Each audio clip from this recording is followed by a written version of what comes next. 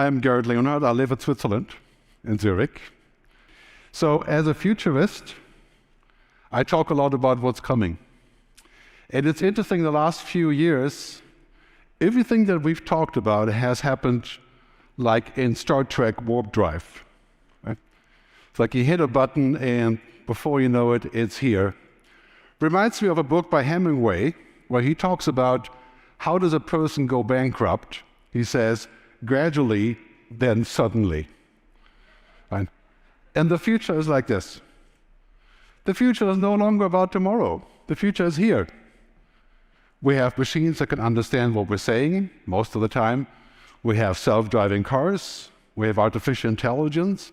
We have cloud computing. And then we have stuff like this. This is my friend Mick Jagger. Just kidding. I can't play the music, unfortunately, of this track because it would get us kicked off YouTube, but you all know the song, right? Start Me Up. You can tell from his lips. And so Mick agreed to do a video with Boston Dynamics robot. That was essentially aping Mick.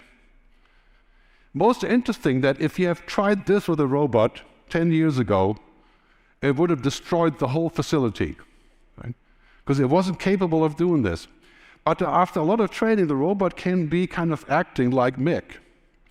But when I was watching this video the other day, I was thinking like the most amazing thing about this is not the robot, it's Mick. Right? He's 79 years old. Right? God, I used to be a musician. In fact, I worked on a Rolling Stones tour when I was 20, where I got to meet Mick Jagger and Keith Richards. That was a long time ago when I was fixing the stage, helping as a stagehand. But this is the interesting part. The thing about technology is that it's amazing if we put it next to humanity. It's usually not much by itself, and I'll tell you why that is. Really what's happening today, so we have these trends that have been around for a while. I call them the game changers. So big data, cloud computing, artificial intelligence, blockchain, they're all actually becoming real. Like 3D printing. Now the first houses are being printed in northern Texas. Hundreds of them in a row. From a machine that makes the house and the inside of the house. And the people. No, not the people. It doesn't print the people. Not yet. But this house costs like $15,000. It's very ugly, but it's a house, right? Now it's safe to say when we look around, we're going to have more change in the next 10 years than the previous 100 years. That's both scary and also very exciting. Because we've talked about, for example, nuclear fusion, the idea of nuclear fission, nuclear energy, the other way around, to create the next iteration, nuclear energy. There's a project like that here in Montreal, I believe, as well. That could easily solve our sustainability problems. And the thing about all of these things is that it causes what I call the megashifts. These are things that happen in society as a consequence. So, datafication, robotization, disintermediation, all these things, we used to call them the Asians because they all end on Asian. But in my last book, Technology Humanity, I talk about this. You can download the whole chapter online at megashifts.digital, in French also, in 12 different languages. You should definitely read this because this is the key to the future of education. Everything around us is changing. Work as we know it is changing. Life as we know it. We may live in a world 20 years from now where work doesn't mean what it does today anymore. If you are my age, work is the central part of our lives. That's not going to be true in 20 years. That's because we will have technology doing commodity work for us. Dirty, dull, and dangerous. The donkey work, you could say. Technology is learning this now. And most importantly, when we do this, of course, is the result of this a complete shift in our thinking. We used to call this world the VUCA world, right? Volatile, uncertain, complex. It's from the military. And all of a sudden, we have to flip the VUCA, right? COVID, the Ukraine-Russia war, the energy crisis, the deglobalization, the shifting role of America, 50 things, all happening at the same time. Now it's about velocity, speed, unorthodoxy, co-creation, and the good old American word, awesomeness. I don't know if that exists in French, I don't know. But I don't know, does it? Somebody tell me. Yeah, probably. I have to look it up. But you know, I live in Switzerland, which is none of those things. Right? We're not fast, we're not unorthodox. Co-creation maybe, awesome, no. I mean, we have awesome nature and awesome banks. I was going to say that's a mistake, of course. That is just not true, looking at Credit Suisse, right? We have banks that used to be awesome. So, in Europe, we have a hard time with this, speed. But we must learn with our students and ourselves, the future is not an extension of the present. It's not just doing things better or faster, it is the complete opposite. And nowhere can this be felt more urgent than in education. We've been teaching our kids the same way for, I don't know, 150 years. And now we're realizing everything is changing. I made a video about education in Canada for Edu Canada about 2 years ago. And in the research I found out that there's many interesting angles already happening in Canada for vocational training, new classes, new thinking, kind of a bit like Finland, where, for example, many schools don't teach subjects anymore. They teach topics. So you go to school for half a year and your topic is climate change. Chemistry, physics, politics, languages, everything rolled together in one topic. And at the end, you don't get a test, you have to give a speech. ChatGPT couldn't do that, to give a speech on that topic very easily. So this is our central paradigm for the future, those 4 things. How do we teach that? How do we become that? I always say, culture eats technology for breakfast. Peter Drucker said something similar about strategy. It's so important. What we are and how successful we are is about culture. It's about who we are as people, not what kind of apps we use, or if we're first with AI. Very important to realize that technology is now becoming so powerful that we can essentially say we'll have unlimited technological firepower in 10 years, by 2030. Unlimited firepower means unlimited computing power, unlimited energy for the computer, right? The possibility of connecting our brain to the internet, uploading your brain, science fiction, not impossible. So it could be heaven or it could be hell. And of course, the idea of heaven or hell is not something that is based on technology. It's something that we think about what we do with it. Give you some stats here. Supercomputing, going through the ceiling. In 10 years, any computing job can be done on your mobile phone.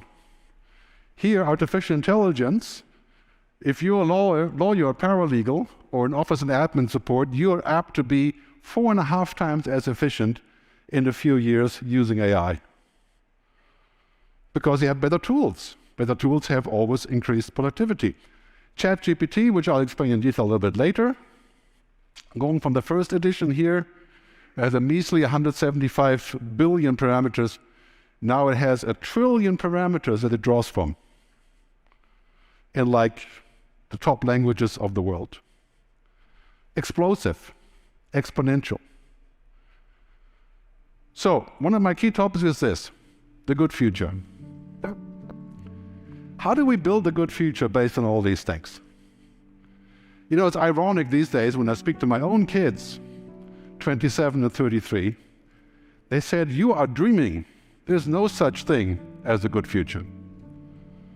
Right? I mean, have you observed the energy crisis, Putin, China, all the things that are going wrong, climate change, of course?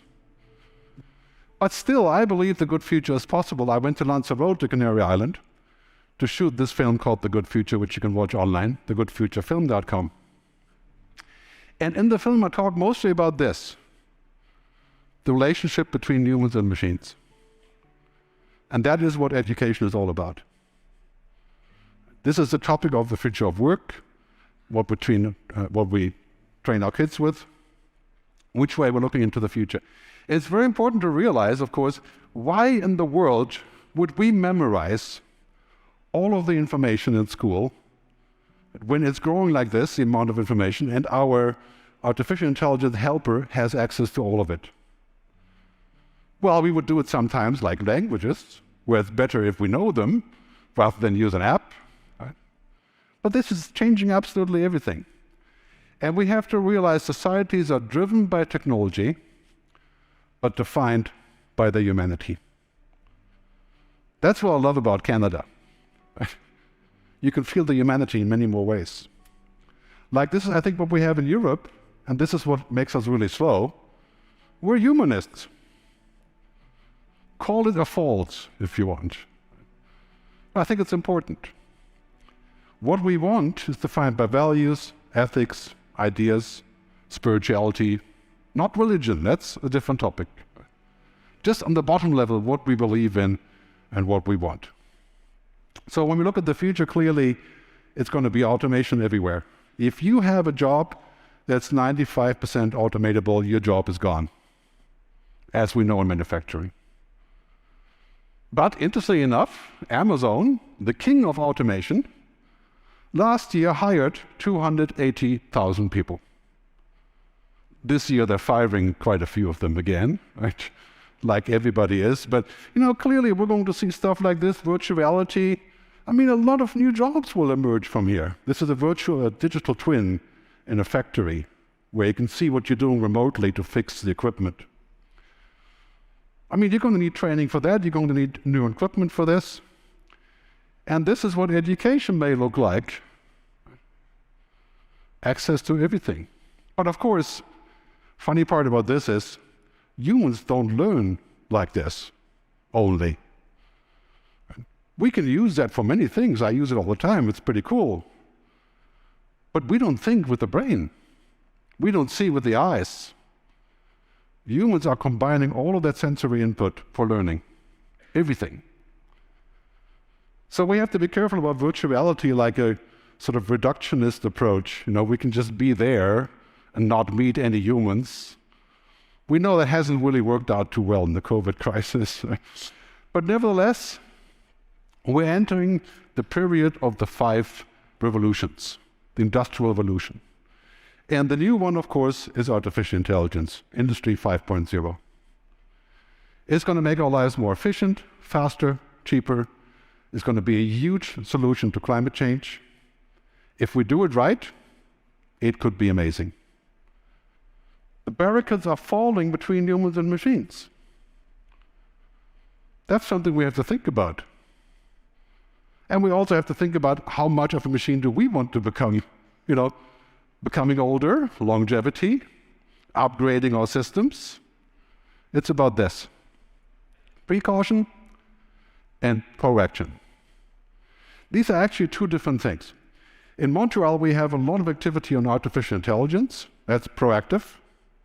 And we should never, ever keep researchers from pushing the envelope. At the same time, precaution means you push the envelope so far that Montreal may become a black hole because of some experiment with nuclear fusion. That's probably not such a good idea. Would dampen our excitement about being here. So the 2 things are really important. And we have to realize what's happening here is that we are slowly increasing. We're getting older, we're getting smarter, but machines are way beyond us in processing power. And the interesting part is that science fiction is becoming science fact. I mean, watch all of the old science fiction movies. You're saying, Star Trek communicator, remember that?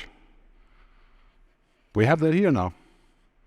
Remember on Star Trek, you had one scene in the movie where the guy is ordering a pan-fried catfish from a machine.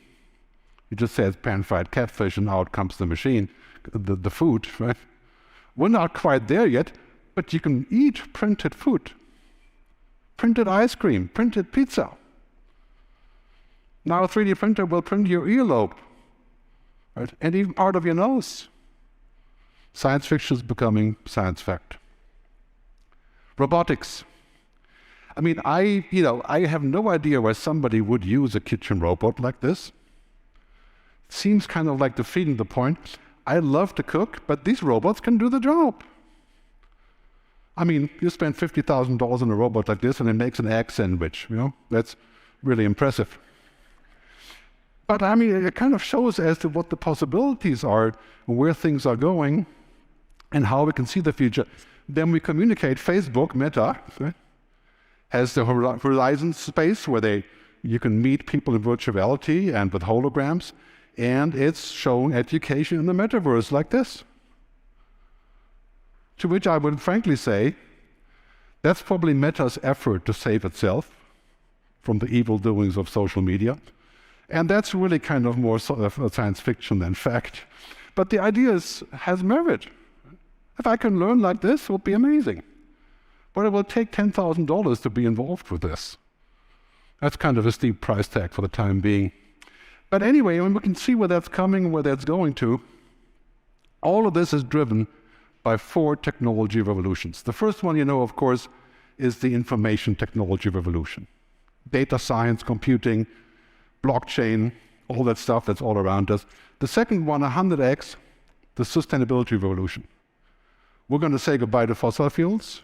We're going to shift everything to circular economy. Then the biotech revolution, genetic engineering, and of course programming, information science, and so on, synthetic biology, and finally, intelligent machines.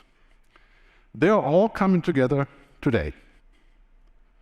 I know it sounds a little bit technical, but when you look at these and you look at all the proofs, then you have to say your first conclusion is this one. I'll put it kind of straightforward like this so you make sure you get the message. Work as usual is dead or dying. If we're still working like we used to, then you're just plain lucky. We'll just take time. My job, 15 years ago, I wrote research reports. I sold them for $10,000 a piece. Printed, dead trees, copy. Now you go to Google Trends, get the same information. Job gone. But I did find a few other jobs, as you can tell. But it's interesting enough that also as a consequence of work as usual ending, education as usual is dead or dying. That is not a bad message. It's time to reinvent education to be fit for this kind of future. Just like the music industry went from the record and the CD to the cloud. I used to be a musician and producer. I wrote a book about the future of music. Spotify is loosely based on the idea in the book, Music Like Water. And when they first came out, the record label said, we don't want this music water stuff. We hate you, right? Because music on the internet will be cheap. And they refused for 10 years. Global revenues went down from 50 billion to 15 billion as a result. Then came Spotify, and for some reason it worked. The iPhone, right, was the key for that. And now Spotify and other services have 180 million subscribers paying $10 a month. That's like 2 billion a month in new business. The same thing is going to happen with education. New money from the state, new funding, new possibilities, new horizons. And this could be, as I keep saying, heaven or hell. It's an amazing opportunity, but it will also sometimes literally question our assumptions. And here's the interesting part. Whether it's heaven or hell, it's not up to technology. It's to what we do with the technology. Buckminster Fuller, my famous futurist colleague, who died about 30 years ago, he said, humanity is inventing all the right technology, but uses it for the wrong reasons. So the reasons, right, that's about policy. It's about making the right decisions, having the right guidelines. And here's the tough part. When it's about technology, it's never about yes or no. If we can save a single person from getting cancer by having genetic engineering, we must do that. But we don't want people to use genetic engineering to have super babies because they have a lot more money. Same technology. Right? So William Gibson, science fiction writer, technology is morally neutral until we use it. When you use technology in education, you have to think about the moral side effects, the ethical side effects, equality, diversity, bias issues. Because technology has no ethics. It's a machine. I mean, it's a simple exercise. For example, lots of people say, if you speak to an AI and you say, please solve climate change, you know what it would do? Huh? Get rid of all of us. It's the most logical solution. It's just a little bit inconvenient for us. So it's mission failure if that's what was the intention. If we want to use technology, we have to create the social context, the frameworks, the policy, everything around it. Technology will not do that, and technology companies will never do that because it's in their way of monetization. Look at social media. Well, the gold mine, I loved social media for a long time, is turned into a huge pile of toxic stuff. I stopped using Facebook, I stopped speaking for Facebook, I'm still using Twitter because I'm kind of hooked on it. But social media is single-handedly responsible for the demise of democracy in many countries. That's because what we see there is just put forth by an AI that wants me to click on the next link. It's pathetic. Right? That we have to change. So let's talk about what all that means, generative AI and ChatGPT, and what the future holds. First, a scary definition. Dennis Hasabi is the CEO of DeepMind, now owned by Google. Really bright guy. He says, AI is defined as computer systems that turn information and data into knowledge. If you're in education, this should scare you. I mean, isn't that, after all, what we are? Knowledge? Isn't that our mission? Well, guess what? The mission has changed. The mission is beyond knowledge. Because machines can have simple knowledge, binary, informational logic. That's what you call machine learning, right? Deep learning. Right here in Montreal, Joshua Benio is working on that. One of the leading voices in AI. Machine learning says pretty much what it is. It's a machine that learns from data, but not like a human. It learns from data, after all, not from real life. So you can see in this chart here, 700 experts were asked from Ipsos to say which sectors will change most because of artificial intelligence. And guess which ones came out on top? Education, learning, and employment. I mean, all the other ones are pretty big as well. So you can say pretty much everything is changed by AI. But first and foremost, education and training.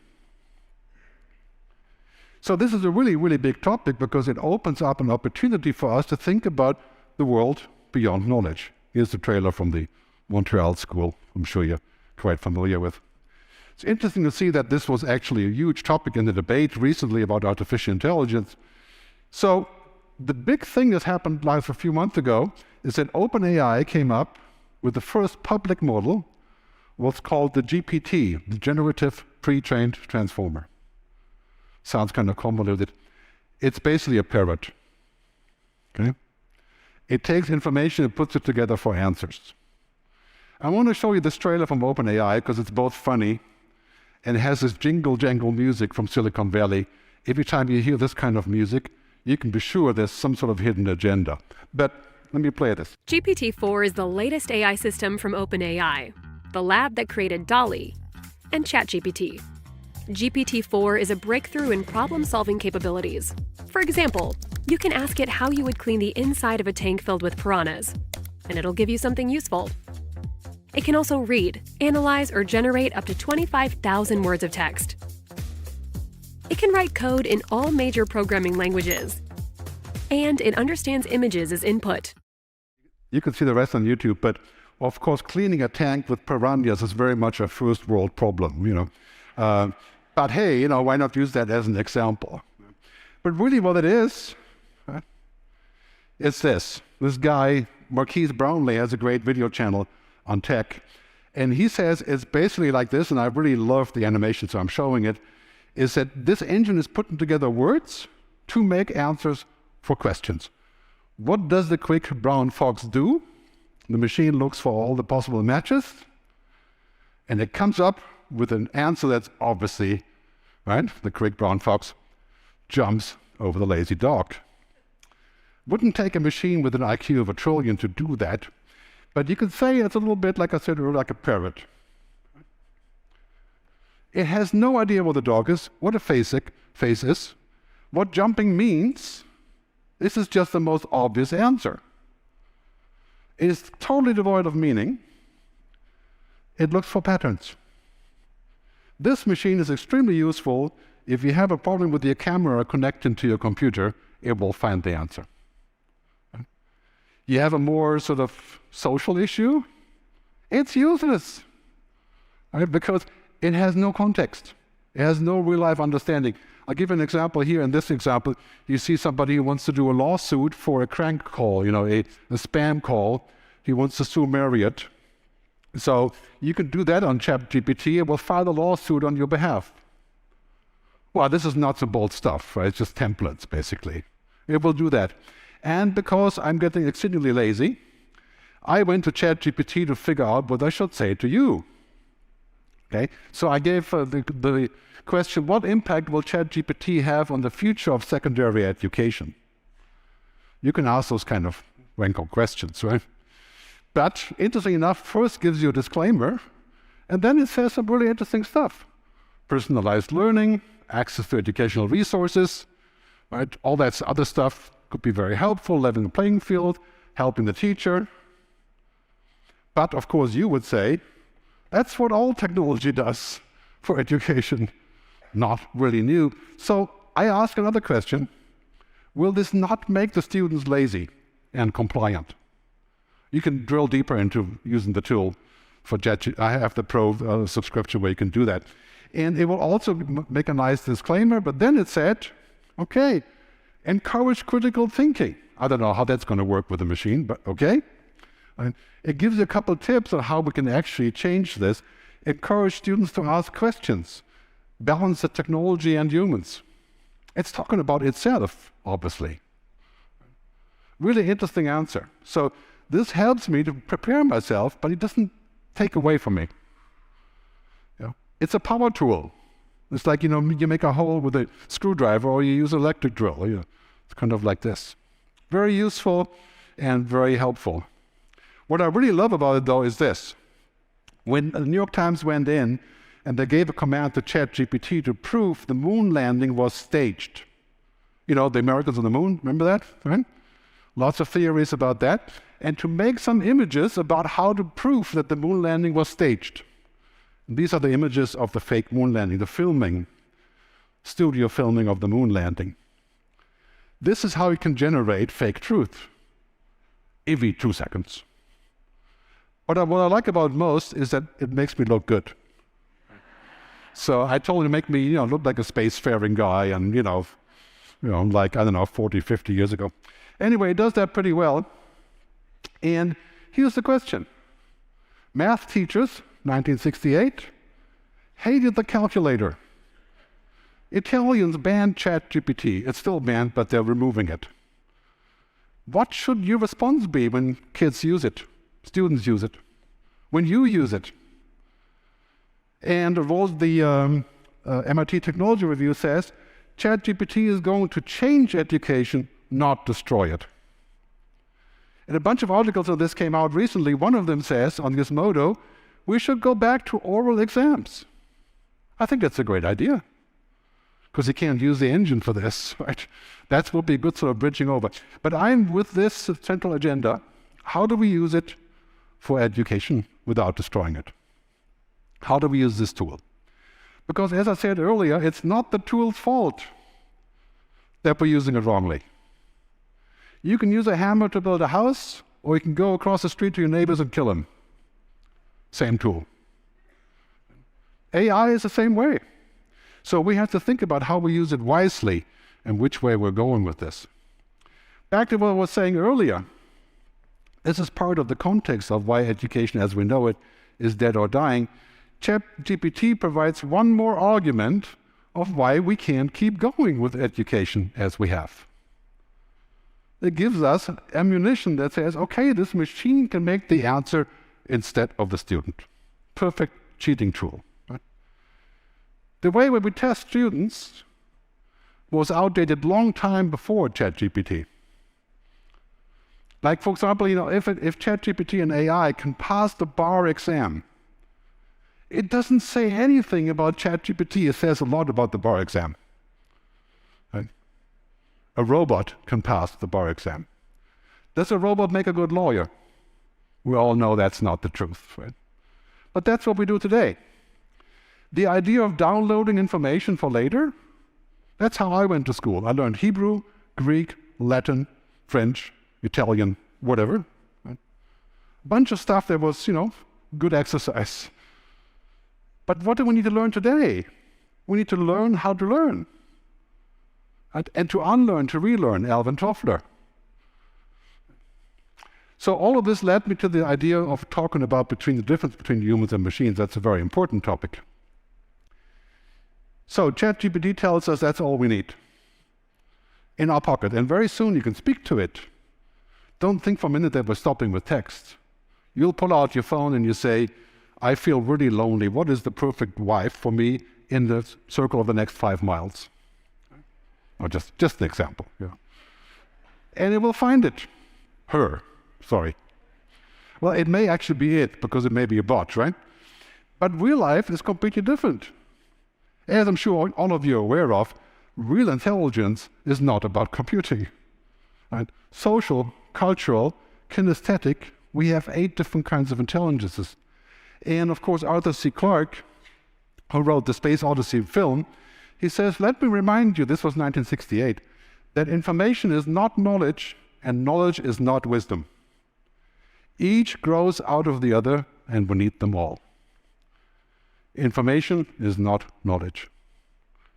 So I was in India 3 weeks ago, and the Indian version of this, of intelligences, is the 4 aspects of mind.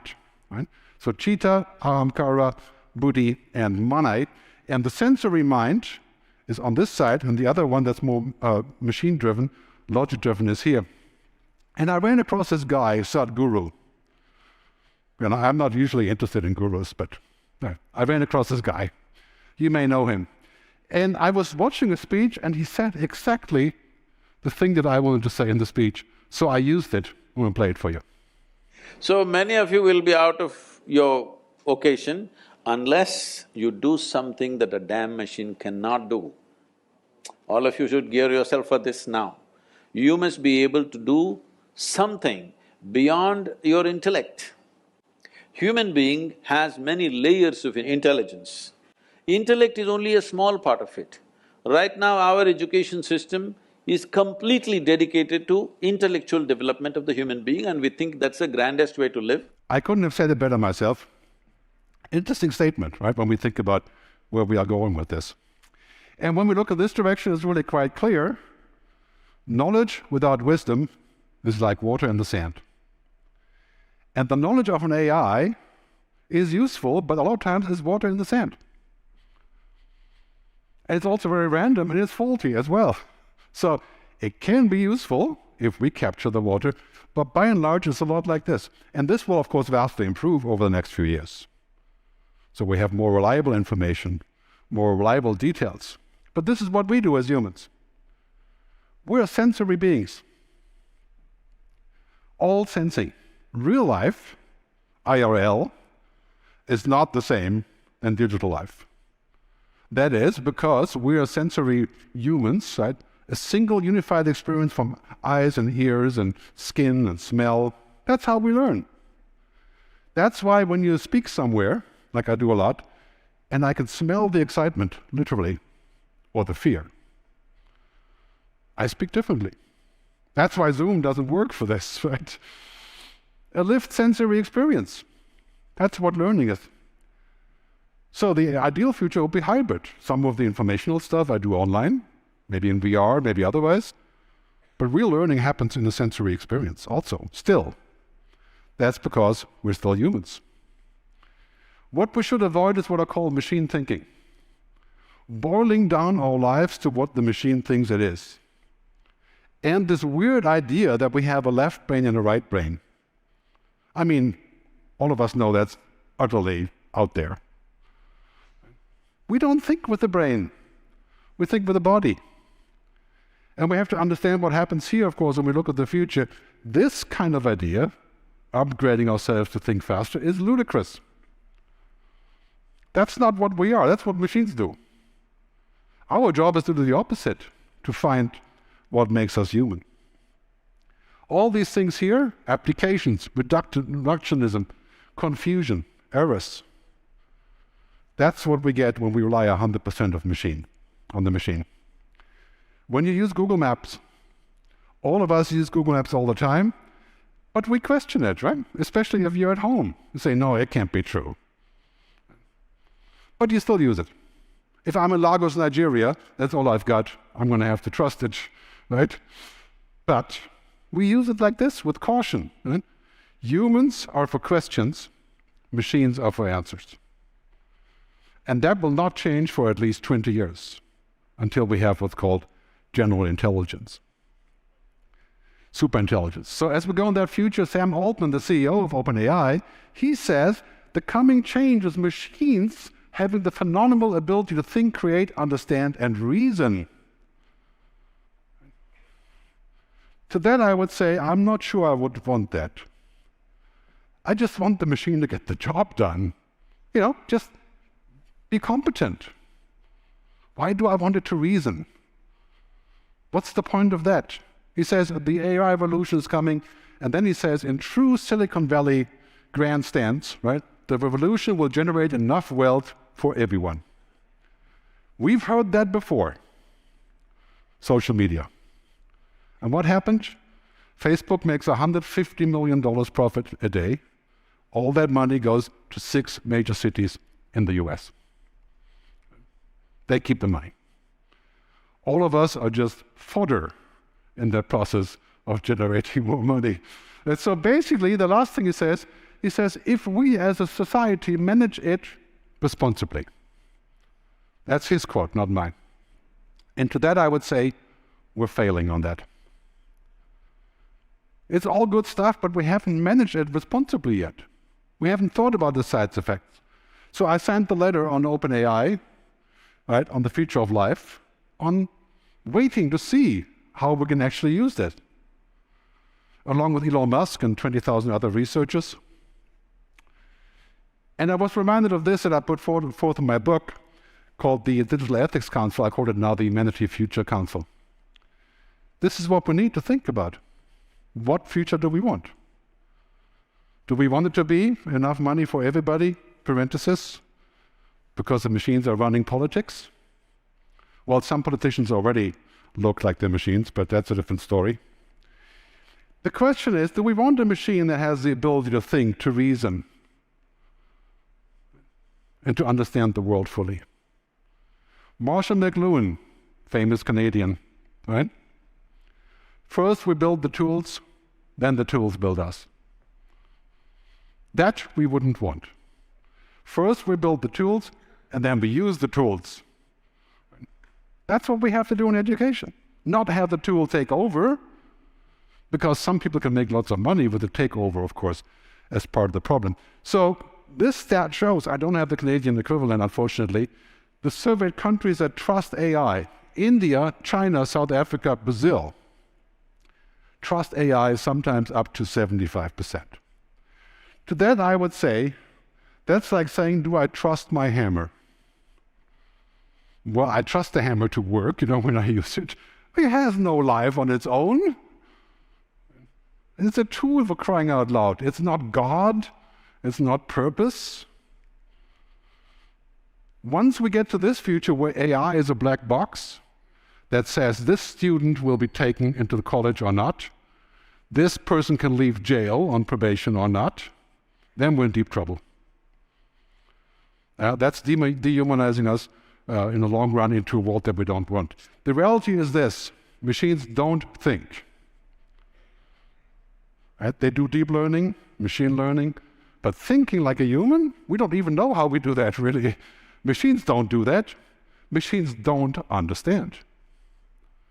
There's been thousands of examples where we can trick the AI into saying that Queen Elizabeth is still alive by asking the right questions, just by having a different context. Machines don't care. So when we think about the most common confusion is this, right? We think that ChatGPT, the machine, looks like this, kind of like a human with the brain and the heart and, feels very much alive. But the reality is, it's a really complicated box. And we can use that. That's why we shouldn't ban it.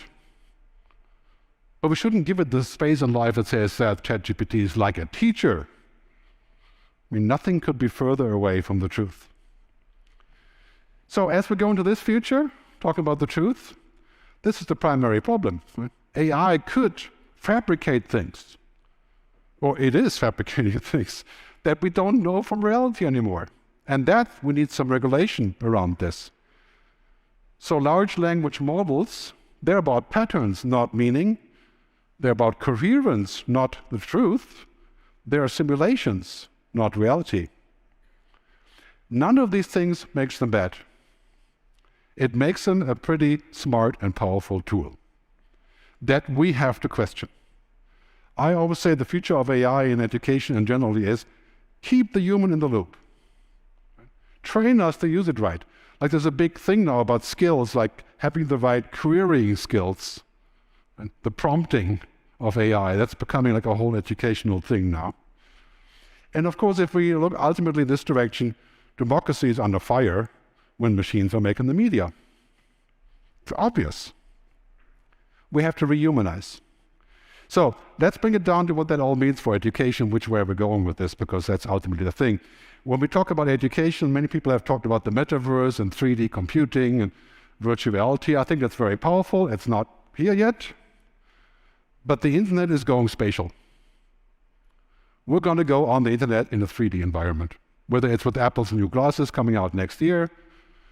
Research, doctors, dentists, professionals, lawyers, will all use that, and of course the police department, right? But really what we don't want, we don't want to use the feeling as to what we are, because technology virtualizes everything and reduces everything to a sort of digital transaction. That is, of course, the key to our humanity. When we do that, maybe we don't need reality anymore, because we're inside of this. There's a name for this called people-nature deficit disorder. That's actually a disease. Nature deficit disorder. That's something we have to fix, I think, when we look at the future of education. How do we put this together? When we think about AI, intelligent assistants, that's nice. We think about AI, that's the fancy version. What we really don't want is this, general intelligence. Do you want a machine with an IQ of 1 trillion connecting to other machines with an IQ of 1 trillion without having a human agenda? That sounds like a bizarre wish, or obviously we wouldn't survive that, given what AI is prone to do. So we have to think about using all these things, but at the very end, there has to be a big question about the last part, right? The autonomous intelligence, and the intelligence that we can use for machines to become superhuman, or the other way around. So here, basically, I talk a lot about this in the beginning, the good future. Stuart Russell, in his book, Human Compatible, says, it's competence that matters for machines, not consciousness. In my view, we shouldn't pursue consciousness in machines, general intelligence. It makes no sense. It costs a boatload of money. It doesn't really help us. So there's a very big agenda, I think, when we think about training and jobs, where it's going, especially when it's about automation. This is the reality. Any job that is routine, any job, whether it's lawyers, dentists, or whatever, that is mostly routine, machines are learning and will do. That is a fact of life. But you'd be surprised how many jobs are actually not 100% routine, but just a fraction of it. So here's a chart showing, that somebody put up on Twitter the other day, how many jobs will be displaced. Tens of millions, according to this. But my view is, well, so what if a job replaces some of my routines? Then I can do other things. If I'm a doctor using a machine for radiology, I can work quicker, then I have more time to speak to the patient. Or I just work 4 hours a day and play golf, make the same money. So very important issue here. First, of course, call centers, right? 21 million people around the world. Computers can do that, 90% of it. Check out the supermarket. Machines can do that, but sometimes it's nice to have a person, especially in small villages. And warehouse workers. Machines can do all of that now, and clerks, data filing, paralegals. The good news is, of course, even if the computer can do a lot of these jobs, there's other components where the computer has no idea how to do it. A self-driving truck on a highway works fine, but when the truck gets off the highway and has to drive to the store, it fails to do it. So it's really interesting to see which way that's heading for us. Quite clearly, we could automate flying. This is a bot that flies an airliner. But what is the point of saving 1 or 2 measly pilot jobs? You know, it's not going to be financially bankruptcy to have a pilot, considering everything else. And who would fly in a box with a robot? And then we have this. Clearly something that's happening, you know, this machine is unloading a truck of boxes. But you know how many millions of dollars it took to get to that point? And you know where the safety cage is there? It'll be a long time before that's completely automated. So here's the bottom line on this. Anything that can be digitized, automated, virtualized will be, and AI'd, as I call it, but we shouldn't mistake a clear view for a short distance. Self-driving cars. People do all kinds of crazy things in self-driving cars. We don't really have self-driving cars level 5. We have all kinds of experiments. Do you see any here? How long will that take? I think much longer than we think.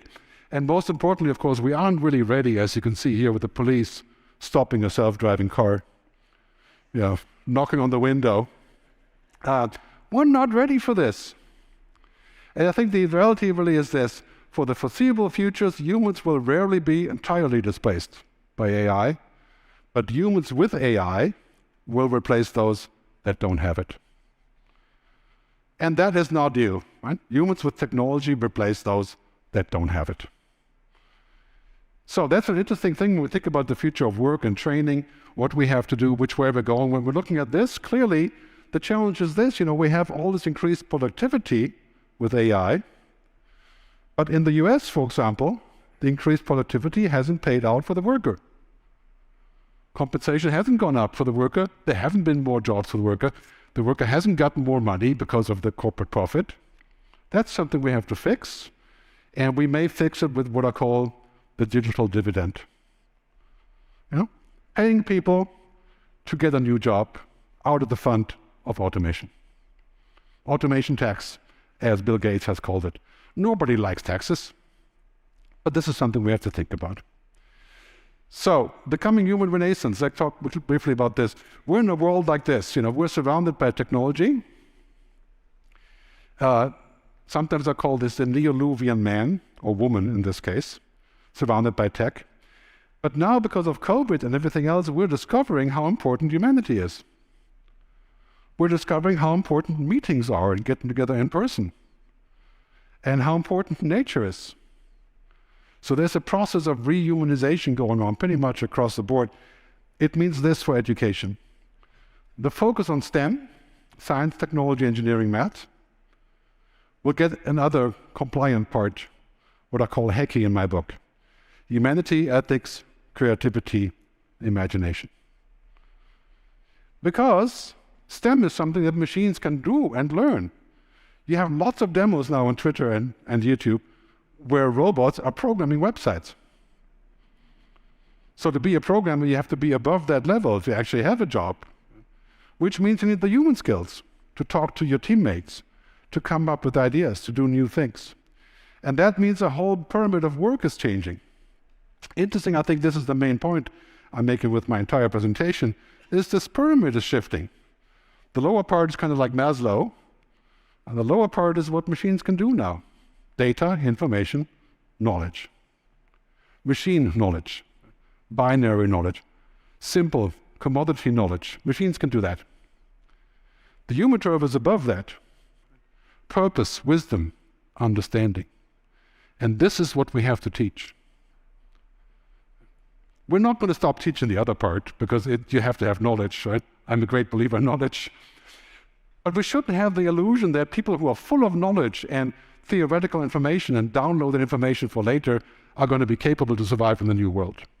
They're going to need these skills, right? Emotions, creativity, imagination. Bring back the humanities. This is not anti-science or STEM, but the ticket to the future is not just to have scientists or technologists. Machines can do that. Machines can build bridges, they can build houses, they can do all these things in the future that we haven't even noticed until now.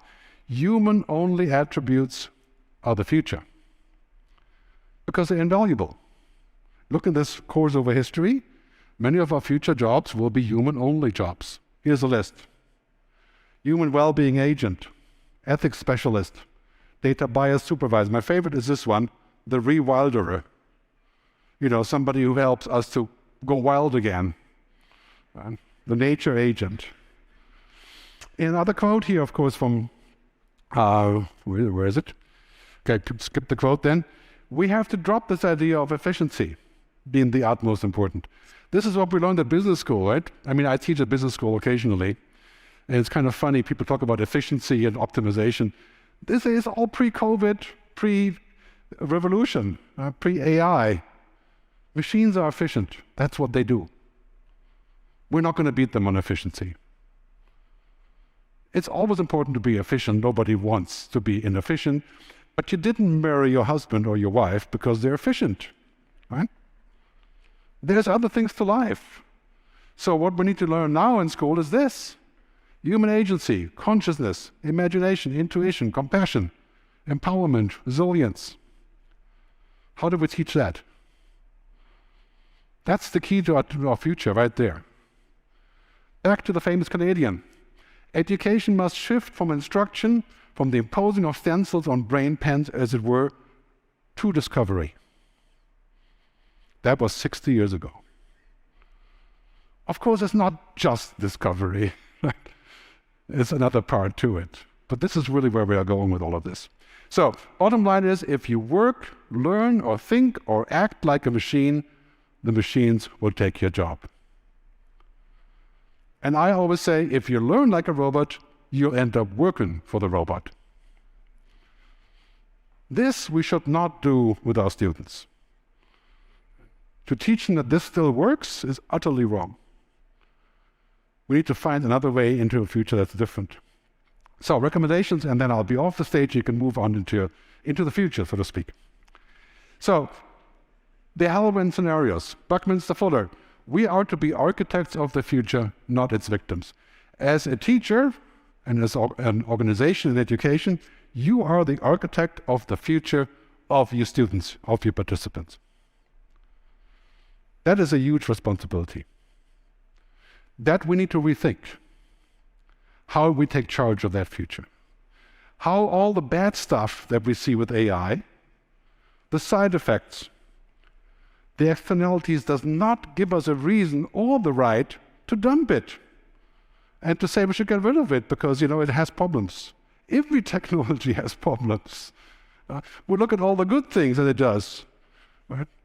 Vast, efficient productivity gains, shifting deep routines, accelerating human knowledge work. Our job is to move that into the center, bring out the good things, minimize the bad things. That's our job. It's inevitable that technology is going forward, and we have to decide how far we want to go and what our policy is. Architects of the future. So the handshake between humans and machines brings us to this: balance, safety, security, ethics, control, trust, policy. Let's be sure about this. Nobody likes regulation, nobody likes taxes, but they are a fact of life. Do you voluntarily pay a tax? I would voluntarily pay a climate tax, as I have proposed to many countries in Europe. right now to solve the problem. But that's about the only instance where people would think it makes sense, right, to voluntarily pay. And we need to figure this out. What is the framework? And it will take a lot of wisdom of ourselves, of the government, of our leaders, to figure this out together. That is why I'm asking all the technology companies around the world to adopt the technocratic oath, like a doctor. I hereby pledge to place humanity first over technology in every decision. When they do that, that's when I will trust AI. Because right now I'm seeing them placing monetary streams, of course. It's a battle of money. But ultimately, are we going to live in a world where we have a lot more money? 10% of us, most of us here, probably will end up there. But everything else is falling apart. What good will that do for our kids? To have more money, but no place where you want to live. How are we going to design the future, the good future like this? People, planet, purpose, prosperity. That's what it all comes down to. That's what we have to teach our students, our participants, and of course our kids, starting from very, very early in school. Because here's the key question. It's no longer about if and how technology can do something, but why it should. We're just at the cusp of this, where we're saying technology in principle can do all of these things. We can live to be 150 years old. We can upload our brain to the internet. No longer science fiction, very soon. The question is who and why? And what will it do? And in education, we're at the switching point of this exponential curve to figure out what students will learn from this. So 5 keys to the good future of education. First, let's get rid of this thinking. These are machines, for crying out loud. Right? They're not human. They sound human. They're amazing simulators. They're doing great on the parrot, stochastic parrot thing. They sound really good, but they don't really know real life. That's like saying when you see a picture of a city or a person, that's the person. Well, everybody knows that's not the case, right? This is a snapshot. A holistic approach to the future. All disciplines, all topics, and looking at the side effects of what technology does. That's called holistic. If we had done that with oil and gas, we wouldn't be here today with climate change. We didn't take the holistic view, we took the easy way out, which was more and more and more and more, and now we're paying the price. So that's something to keep in mind when we think about what education will look like. Also protecting what makes us human. Right? Proaction and precaution. That means sometimes you say yes, sometimes you say no. In any case, I don't want to do it. Sometimes you say yes, maybe I'll change my mind tomorrow. This is what humans do. Take a wider view. The future jobs are not even invented yet. 70% of 2030 jobs are not even invented yet today. They don't exist. So it's time for education to become future-focused. To think about what's not already here. To develop the agenda that we have there. And finally, to rehumanize. Bring back arts, education, culture, ethics, sports. As Steve Jobs, rest in peace, said from the very beginning, art and technology. That's the ticket. And I think he was very right in this, and I think ultimately this is where we are going to have a good future. And as a summary, I'll leave you with one thought. Your mindset contains your future. I've learned that over the years from speaking to people, if you're an optimist, you will create a future. If you're a pessimist, somebody will create it for you. Your mindset of understanding the future is what creates your reality. And if you have students, you run educational institutions, the mindset of your students is what you teach them, what you give them, what you try to transfer to them. That's why it's so important. Self-fulfilling prophecy. We have negative view of the future, it will be negative. That's our opportunity. The mindset contains our future. Thanks very much. Thanks for your time. Merci pour votre temps. Thank you very much.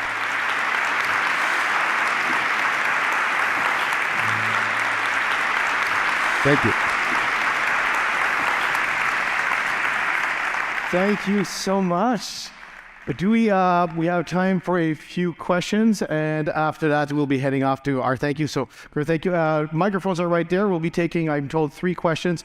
Or any commentaries you'd like to add. We ask you to keep your questions short, within 30 seconds, a minute, so we have time to answer. Do we have anybody who would like to take the mic? The microphone is right there at this moment.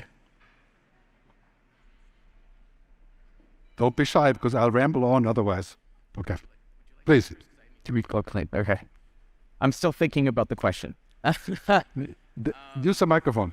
Okay. I wanted to thank you very much for your presentation. It's amazing. I'm a humanities teacher in CICan, Quebec, and I teach critical thinking. I teach a lot of the things that you talk about. So thank you for putting this to the forefront. I really appreciate it. What I have a question is, in your presentation, you said the technology is kind of like a hammer. It's neutral. The problem is, and you mentioned this in your presentation, is the confluence of infotech, biotech, all that stuff coming together. We've seen it through Facebook. We've seen it through these algorithms that hack our minds, trying to get us to do likes, like you mentioned. My question to you is, how can you see it as a hammer when you know that these corporations are combining these things to make it not like a hammer anymore, to make it something that is essential to our lives? And I guess the second question that's related is the automation. I get it. I understand that, that's what we want robots to do, but I'm thinking about the millions of people in Indonesia who are making stuff in factories. I mean, I worked in factories most of my teenage life. Those people are going to lose a job. And I think they're important jobs too. We need humans making things for us too, not just robots. So I guess those are just your questions. Sorry, I didn't want to take too long. I answer the second one first. I think it's quite clear that the future does not exist for us outside of the developing countries. We can't take our future and make our future and not look at their future. It's just like climate change. As we're going into the future, Canada or Europe can completely go green. If these guys aren't coming along in India, Indonesia, and China, we're still toast. So that is quite clear, because we are already going green in Europe. But if we don't get Africa and everybody else to come along and stop building coal plants, and we're not going to make it for less than 5 or 6 degrees warming, which is disaster. Consequence is, we have to pay for them to not do what we did. This is what came out at COP27. So we are going to have to help them to make that switch to renewable energy, which means spending money on them going green, which means I may pay a carbon tax in Germany or in Switzerland, and it may end up in Indonesia to create solar energy. And here's the same thing about jobs. In India, for example, where I just spoke, lots and lots of jobs are like this. They're, I wouldn't say menial, but they're, commodity jobs and simple, very simple jobs. And of course, they're on the forefront of that whole trend towards technology taking over. So in the end, what it will mean is that we have to figure out a global way of solving this problem, of how we can use technological progress to be distributed evenly. The problem is not that we don't have new money or new solutions, is that it's about distribution of that new money. So taking the benefit of technology, we could use that to create a level playing field for everybody, but so far we haven't. Right? The benefit of social media has not gone to the citizen. Well, there's some benefit, of course, but generally it's the corporations. Right? The other thing is the technology companies, the first questions. I think if we're looking at reality, banking is regulated, telecom is regulated, media is regulated, technology is not. That pretty much answers the question, right? Because, in the end, this is what it is. Too much of a good thing can be a very bad thing. That's about alcohol, cigarettes, smoking, eating. More people die from obesity every year than from hunger.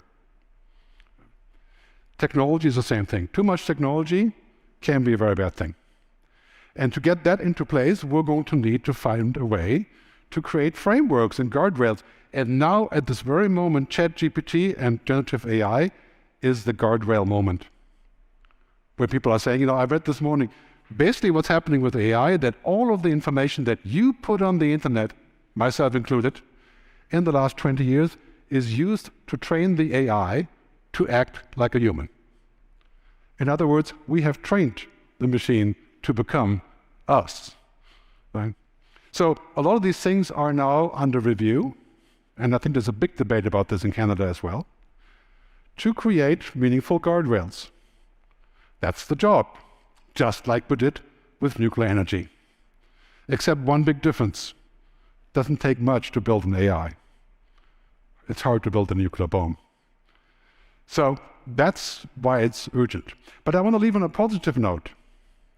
Let's not forget that the ability of AI, for example, to go into the cloud and run 100 trillion versions of genomes and figure out what causes cancer so that we can invent a new medication or a new editing process with CRISPR to solve cancer, we could never do that without AI.